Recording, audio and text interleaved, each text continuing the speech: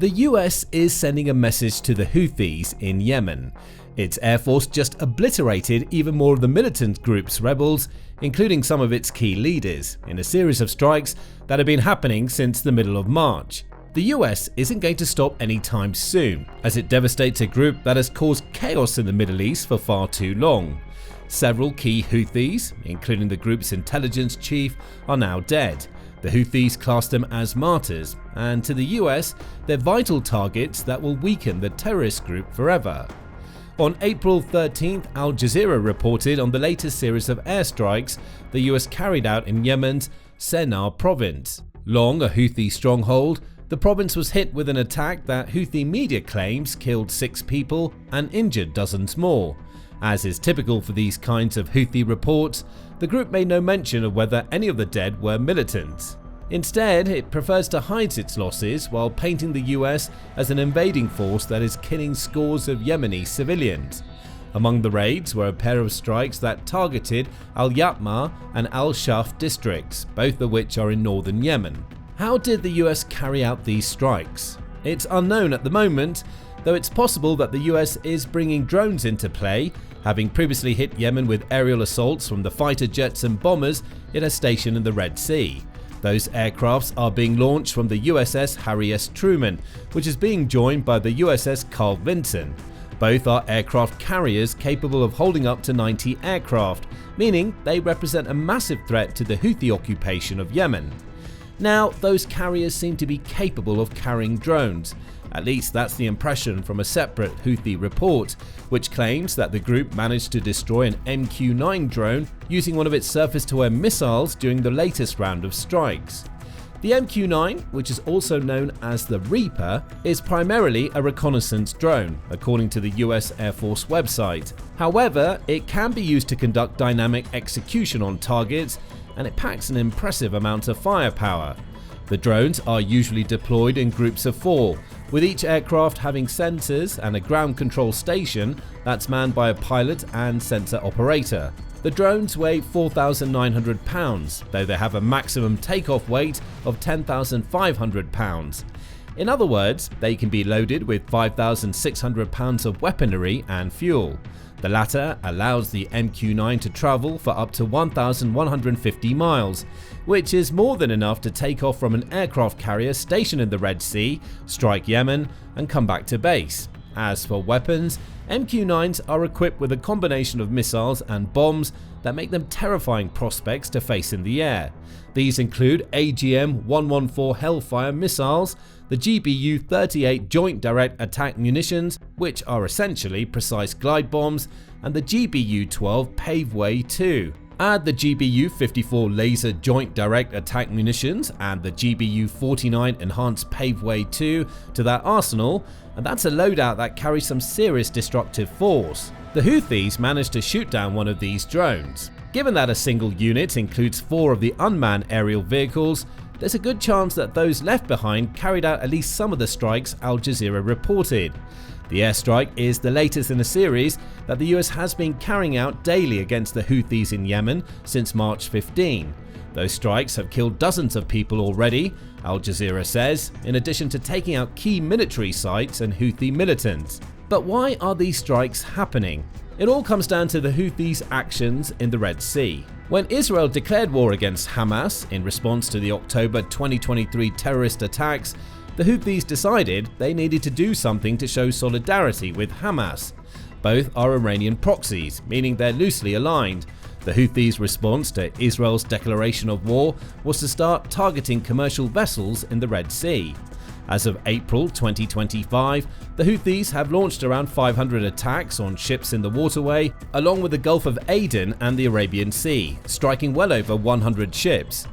That's bad news, not only for the ships but for the Red Sea's reputation as a commercial shipping route. According to Crisis Group, around 12% of the world's maritime trade passes through the Red Sea via the Suez Canal, with 40% of that traffic being container ships. The Houthi strikes in the Red Sea were designed to disrupt this flow of commercial shipping, with the group claiming that it only targets ships that have ties to Israel. While that may not be accurate, there's no denying that the Houthi attacks have had an impact. Hundreds of ships are now avoiding the Red Sea, diverting their courses to sail around the southern tip of Africa instead. Therein lies another problem. Those diverted ships often add between 10 and 14 days to their journeys, causing massive delays in shipping and adding cost to sending goods from one area of the world to another. In particular, trade routes between Europe and Asia have been massively affected, with the diversions also leading to a 50% reduction in revenue for the Suez Canal. The US had already responded to these attacks in 2024. Working alongside the UK, the US launched 931 targeted airstrikes against Houthi positions between January 2024 and January 2025. Then those airstrikes stopped. Not because the US was successful in taking out the Houthis, the group continued targeting commercial ships throughout 2024. Instead, they stopped because Israel and Hamas negotiated a truce that saw each side cease its attacks on the other in January 2025. If that truce held, the Houthi attacks on the Red Sea would have stopped. It didn't hold. In March, Israel's Prime Minister Benjamin Netanyahu announced that he'd given the country's military orders to carry out strong action against Hamas after their apparent repeated refusal to release our hostages. The truce officially broke down on March 17, when Israel launched a new round of strikes. It never really stopped, according to the Hamas-run Ministry of Health in Gaza. The group says that Israeli strikes have killed 140 people during the truce, with the death rate rocketing up now that Israel is once again carrying out a full-blown campaign. That's why the Houthis have come back into play. When the truce broke down, the Houthis announced that they would resume their attacks in the Red Sea in support of Hamas. This time, the US wasn't messing around. Where the 2024 strikes conducted under former President Joe Biden targeted Houthi military sites, while generally avoiding specific strikes against the group's leadership. The current round of strikes under President Donald Trump has taken a different approach. They're more intense than ever before, with the US trying to follow a decapitation strategy. Take out the Houthi heads and the group will follow. That brings us to the latest round of airstrikes. They, along with those that came in the weeks prior, have obliterated some of the top commanders in the Houthi militant group, according to the Long War Journal. Along with those commanders are several mid-level military officers and potentially dozens of Houthi soldiers, all of whom have fallen victim to the latest US campaign. So, who are these commanders? It's often difficult to determine because the Houthis don't announce when their leaders have been killed by US airstrikes. They keep the deaths vague, aided in no small part by the US doing little to attempt to control the narrative over its strikes. However, there are hints according to the Long War Journal. Though the Houthis don't specifically say when their fighters are killed by US airstrikes, they do announce the deaths of key figures. And when those deaths are announced, they're always accompanied by the same phrase, martyred while performing his duty in defense of the homeland. That phrase can identify the Houthi commanders killed by America's airstrikes. And that's precisely what the Long War Journal did, leading to it identifying 3 Houthi leaders who the US has obliterated. First among them is Brigadier General Hamdan Naji Salah al-Jabali. There's not much known about this militant outside of the fact that the Houthi leader, Mahdi al-Mashat, sent a cable of condolences to the Brigadier General's family in the wake of his death. But that's notable. It suggests that al-Jabali was close enough to the Houthi leader to have a personal relationship with him. Furthermore, a separate cable carried the words we mentioned earlier. Al-Jabali was martyred while performing his duty in defense of the homeland. The only other information available about the Houthi commander is that his funeral took place on March 26. Again, his connections with Houthi leadership were on full display. The funeral was attended by a Houthi acting governor, the group's mobilization officer, and Yemen's deputy minister of civil service and administrative development. Other attendees supposedly praise al-Jabali's supposed heroism on the battlefield and his bravery in confronting aggression. The odds are that he's dead now because of a US airstrike. And he's not the only one. While al-Jabali's specific role in the Houthis is unclear, the same can't be said for Colonel Abdul Nasser al-Kamali. He was killed in an April 8 airstrike in Sanaa, and he served as the Houthis' intelligence chief. The Long War Journal says that it was under Kamali that the Houthis managed to complete several security and intelligence operations. That suggests he may have been one of the figureheads in the group's Red Sea campaign. The intelligence he gathered likely helped the Houthis to locate ships in the Red Sea and determine which ones they wanted to target. Beyond that, the journal says that Kamali played a key role in uniting several factions within the Houthi militant group, helping the organization become stronger. Plus, he directed Houthi forces on the ground by planning and executing their military assaults against the Arab coalition forces in Yemen and other countries that are trying to eradicate the Houthis. He was killed on a day when the US also decimated a Houthis weapons store and one of its ammunition depots, along with carrying out 5 other strikes on unspecified targets. Interestingly, Kamali's death was more impactful against the Houthis on the intelligence front than expected. According to the Times of Israel, the Houthis decided to arrest its own deputy head of intelligence, a role Kamali served in years earlier, in the wake of Kamali's death. Why? The group believes it was that deputy head who leaked the coordinates of several key sites, likely including the location where Kamali was killed, to the US. That means Kamali's death was a 1-2 punch for the Houthis' intelligence network. The head of the group's intelligence is now dead, and the man who would have likely replaced him is languishing in a Houthi prison cell.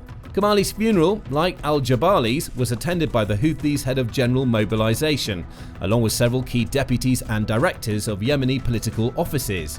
Here, connections can be seen forming. It's known who Kamali was and what he did. And while less information is available about al-Jabali, the fact that their funerals were attended by the same types of higher-ups in the Houthi command structure indicates al-Jabali was just as important to the Houthis' operations as Kamali. 2 days after Kamali was killed, news emerged of another Houthi martyr who fell to the US airstrikes. This time, it was Captain Malik Abdullah Mohammed al-Lassani. Much like al-Jabali, we don't know too much about al-Lassani. However, he's yet another Houthi leader who was referred to as a martyr during his funeral. That same funeral also claimed that he died while performing his national duty in defense of the homeland and support for Gaza, confirming that he was indeed a member of the Houthis. The manner of his death wasn't shared, but by now it's obvious. Being referred to as a martyr means he was killed in battle. The only country the Houthis are fighting right now is the US, and the US is attacking via the air. Al-Lassani was yet another high-ranking Houthi official who succumbed to an American missile or bomb. These are the 3 Houthi leaders we know about for sure. However, the Long War Journal says that there are plenty of other reports of US strikes that have supposedly taken out members of the group, ranging from leaders and commanders to foot soldiers. Many of the claims appear to be true, the journal says. However, it's difficult to address whether some claims are legitimate due to a lack of evidence or reliable sources.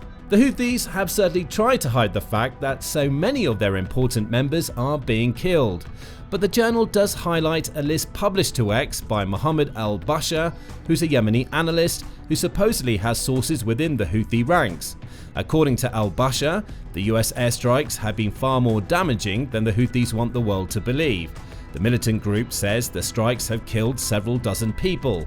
Al-Bashar says the number is closer to 100, counting only Houthis of various military ranks as of April 6. His data is pulled from announcements of funerals across several of the Houthi fronts, with the Long War Journal adding that several of the deaths have been confirmed by Houthi-aligned sources. Add to all of this the rumours. For instance, the journal adds that there are reports that a US airstrike killed the Houthi brigade commander Shamsan Hussein al-Fiq, with a post on X backing that claim.